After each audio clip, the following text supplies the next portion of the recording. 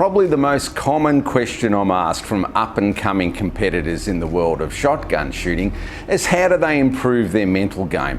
Often I'm asked this question from people I would already regard as elite shooters, whom I would have thought have already had some of the answers. But upon talking to them at length, they make you aware about some of the demons locked inside their head that only appear at the moments of the greatest pressure. At the other end of the spectrum, I get asked the same question by absolute beginners. Now, you may think that novices that have had little experience need to focus more on the fundamentals of our sport rather than their mental game. But the reality is, once you start keeping score, regardless of the level that you're at, the mental game comes into play. I like to refer to the mental battle that you have in this sport as the little man in your head syndrome.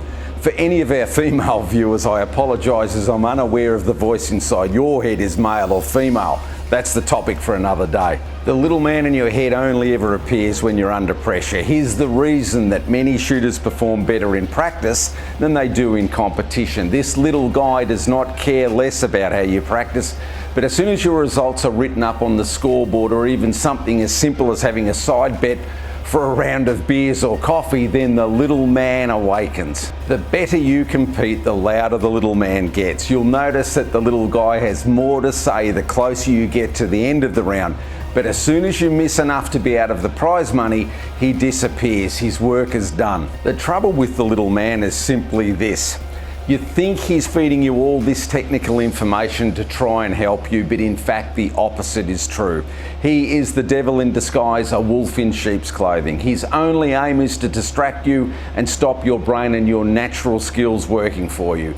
Your brain knows exactly how to break your target, as it has learnt the process through hours and hours on the practice range.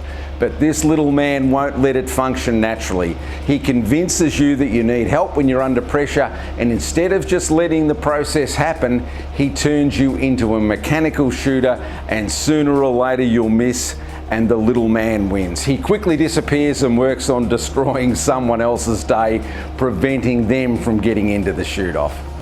So how do you combat the little man and put him to sleep? Lesson 1 in this module of your pre-shot routine is the answer.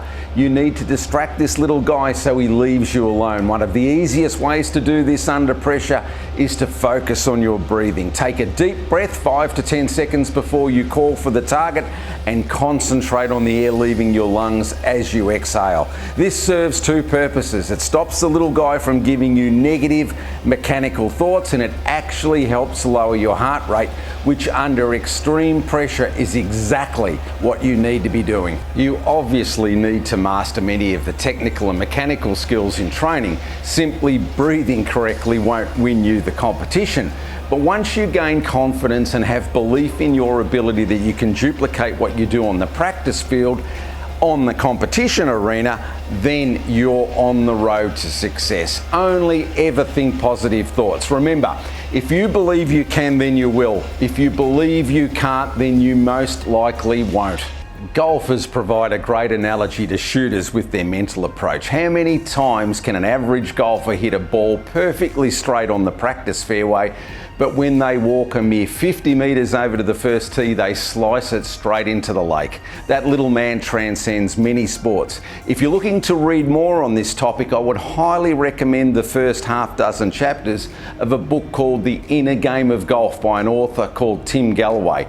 That book, written decades ago, still forms the cornerstone of much of what is written about sports psychology today.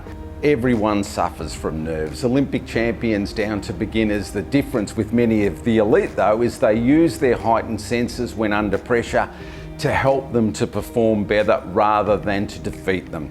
There is no doubt under pressure with a higher heart rate, your reflexes and adrenaline levels are higher, and this, when used correctly, can work massively in your favour if you have the confidence to trust what you've learnt in practice, that it will work again in competition. All you need to do is stop interfering with your brain and let it happen. Put the little guy in your head to sleep and you are well on your way.